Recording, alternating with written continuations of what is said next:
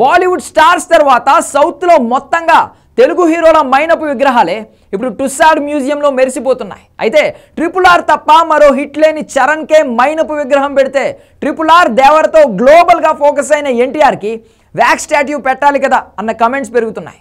నిజానికి ఎన్టీఆర్ మైనపు విగ్రహం ఎప్పుడో కన్ఫర్మ్ అయింది, కానీ కొలతలే ఇంకా తీసుకోలేదు. ఇప్పుడు ఆ డౌట్ ఏంటంటే, ఒకవేళ ఎన్టీఆర్ మైనపు విగ్రహం పెడితే తన లుక్ ఎలా ఉంటుంది? దేవరలా ఉంటాడా, లేదంటే డ్రాగన్ కొత్త లుక్లో కనిపిస్తాడా? కాదంటే వార్ 2లో తన లుక్తోనే ఈ వ్యాక్స్ స్టాట్యూ ఉంటుందా? ఈ డౌట్లకు మైండ్ బ్లాంక్ అయ్యే ఆన్సర్ దొరికింది.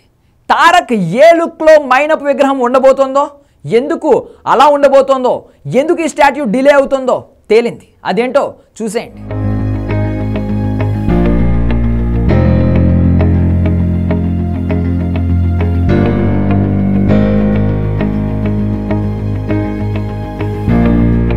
Man of masses NTR, global star Ram Charan ఇద్దరు కలిసి RRR మూవీ చేశారు.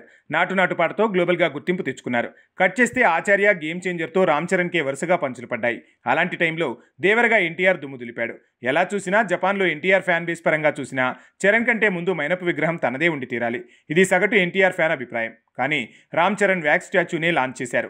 అయితే ఇందులో కొంతే నిజముంది. నిజానికి నాటు నాటు పాట వల్ల వచ్చిన గ్లోబల్ గుర్తింపుతో ఇద్దరు హీరోల తాలూకు మైనపు విగ్రహం పెట్టాలనే ప్రపోజల్ వచ్చిందట. కానీ ఎన్టీఆర్ సన్నబడే డైట్తో బిజీ అవడంతో తన కొలతలు తీసుకోవడం కుదరలేదట. సో తను ఓ ఫిక్స్డ్ లుక్కి వచ్చాక తన కొలతలు తీసుకుని మేడం టుస్సాడ్ మ్యూజియం టీం మైనపు విగ్రహం చేస్తుందనే ప్రచారం జరుగుతుంది.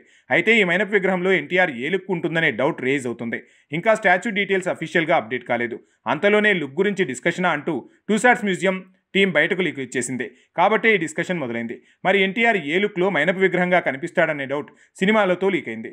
బాహుబలితో ఫోకస్ అయ్యాడు కాబట్టి అందులో బాహుబలి పాత్ర లుక్లో ప్రభాస్ మైనపు విగ్రహాన్ని లాంచ్ చేసింది madam Tussauds museum team.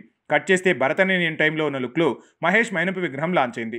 పుష్పరాజుగా focus అయ్యాడు కాబట్టి పుష్ప లుక్లోనే తన మైనపు విగ్రహం లాంచ్ చేశారు.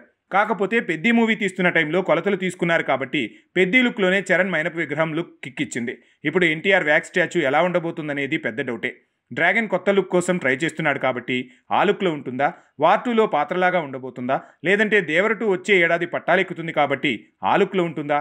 ఈ డౌట్లలో డ్రాగన్ పాత్ర తాలూకు లుక్కే కన్ఫర్మ్ చేసుకుంటున్నారు సినీ జనం.